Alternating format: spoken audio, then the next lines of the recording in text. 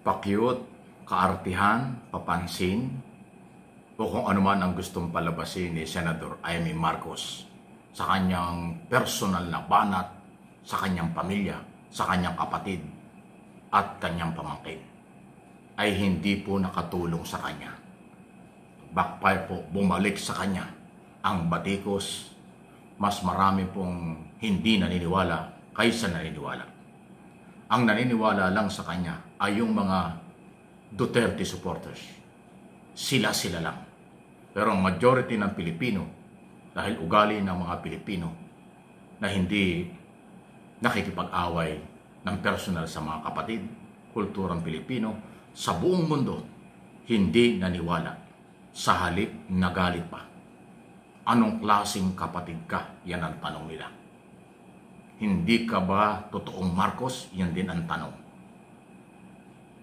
Masyado kang nagpagamit at ginagamit ng mga Duterte para sa iyong political ambition.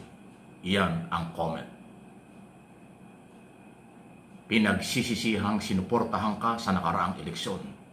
Ultimo mga Ilocano, hindi ko nilalahat, galit sa iyo, Amy Marcos. Sinira mo ang iyong pagkatao, sinira mo ang iyong pamilya dahil sa iyong personal interest at political interest lamang. Hindi yan makakatulong sa stability, ekonomiya at kaunlaran ng bansa. Sinisira mo ang Pilipinas. Sinira mo ang mga Pilipino.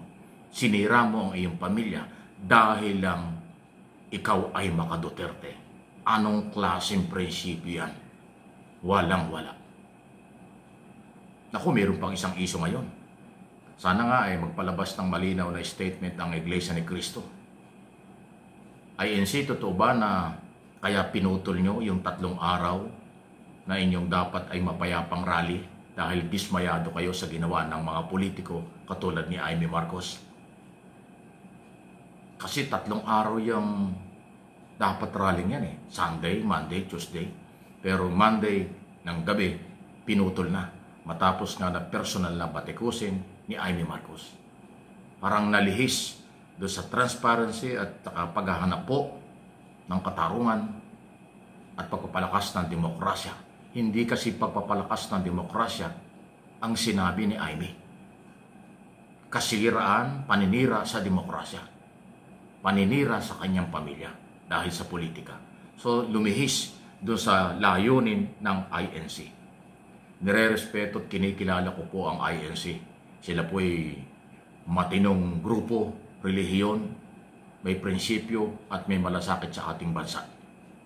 Kailanman ako, kung di ako nakakamali, hindi sila naging kalaban ng gobyerno. Kahit anong gobyerno, tinutulungan nila mula pa nung araw hanggang ngayon. Pero dahil nga ho doon sa ginawang pagsasamantala o pagsasalita ni Amy Marcos, yan ang tanong. Yan ba ang dahilan kung bakit pinutol ang 3 araw dapat na rally nila, nakapayapaan, dyan po sa Luneta? Maliban doon sa pagod na, nababasa ng ulat na arawan, baka magkasakit, yun, valid na dahilan yun. Pero ano nga ba talaga ang totoo? Ngayon may naglalabas ang mga report, speculation, ang sinasabi nila nagkaroon pa raw ng something na hindi maganda doon sa likod ng stage matapos magsalita sa Amy kasi mukhang karamihan sa mga organizer at haligi ng INC hindi yata inaasahang ganun ang gagawin ni Amy Marcos. So nagtatanong lang po, sana ay dagdagan pa ng paliwanag, liwanagin din ang pamunuan ng INC dahil nire-respeto kayo sa buong mundo. Ano nga ba ang dahilan? Kayo ba'y may alam doon sa ginawa ni Amy? O nagulat din kayo? O hindi rin nyo gusto ang pinagsasabi ni Amy Marcos? Ayan, ini-comment in action, malaya po kayo.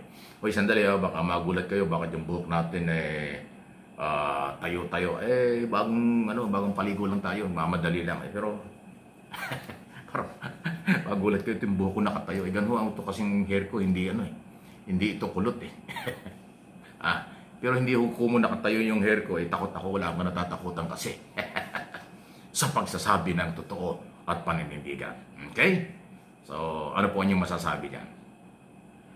Talagang matindi.